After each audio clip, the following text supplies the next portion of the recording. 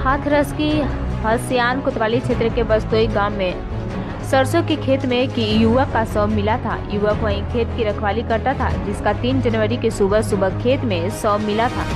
सूचना पर पहुंची पुलिस ने शव को कब्जे में लेकर जांच पड़ताल में जुट गई थी। वहीं युवक की शिनाख्त छोटेलाल पुत्र खेम सिंह निवासी गांव कनकपुर जिला अलीगढ़ के रूप में हुई थी। पुलिस अधीक्षक ने युवक की हत्या का खुलासा करते हुए बताया कि मृतक की पत्नी सुधा के हत्यारोपी अरविंद से अवैध संबंध थे। आरोपी उत्तराखंड रोडवेज में ड्राइवर था, जो लॉकडाउन के कारण अभी अपने गांव में ही रहता था।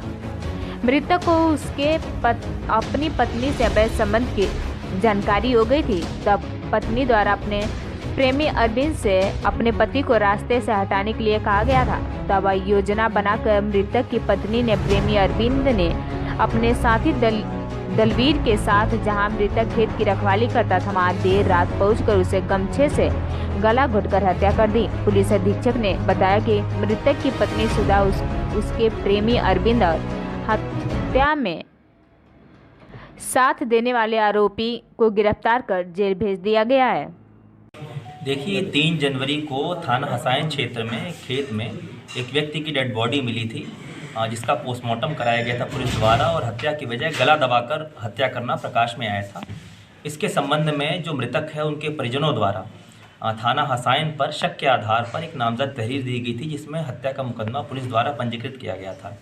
इस घटना के अनावरण हेतु इसमें सर्विलांस टीम, फॉरेंसिक टीम आदि के साथ एसओ जो थानाध्यक्ष हैं हसायन के, इनके द्वारा जो है काफ़ी अथक प्रयास किए गए और इसी घटना का इनके द्वारा अनावरण किया गया है। और इस हत्या की घटना में शामिल कुल 3 अभियुक्तों को पुलिस द्वारा गिरफ्तार किया गया है।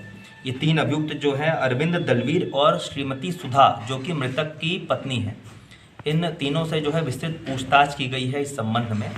और जो इसमें हत्या अभियुक्त हैं मुख्य अरविंद, इसके द्वारा बताया गया कि जो मृतक है उसकी पत्नी से कई सालों से इसके संबंध थे, जिसके बारे में मृतक को भी जानकारी हो गई थी और वो इसका विरोध करता था। और जो मृतक की पत्नी है उसके द्वारा भी कई बार इसको उकसाया गया, जो हत्या अभियुक्त है अरविंद, कि इसको रास्ते से हटा दो, ये मुझे काफ़ी तंग करता है और फिर हम साथ रह लेंगे। इसी चीज़ से प्रेरित होकर जो मुख्य अभियुक्त है अरविंद, इसने अपने एक पुराने साथी को अपने साथ बुलाया, दलवीर को, और जो घटना की रात है यानी 2 तारीख की रात को, जब मृतक एक खेत पे रखवाली कर रहा था अकेले बैठ के, ये दोनों वहाँ पे गए बाइक से और साथ में थोड़ी देर इन्होंने बैठे वक्त गुजारा और मौका पाकर गमछे से गला दबाकर जो मृतक है उसकी हत्या इनके द्वारा कर दी गई।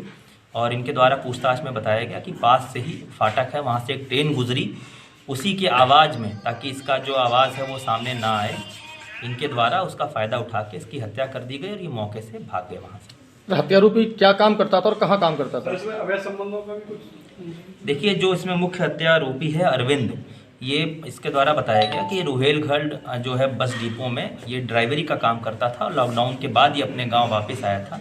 और जो इसका साथी है जिसने इसका साथ दिया, ये पूर्व में इसके साथ कंडक्टरी इसने की है। इसी अरविंद के जो संबंध इसने बताए हैं कि मृतक की पत्नी के साथ काफ़ी लंबे समय से चल रहे थे।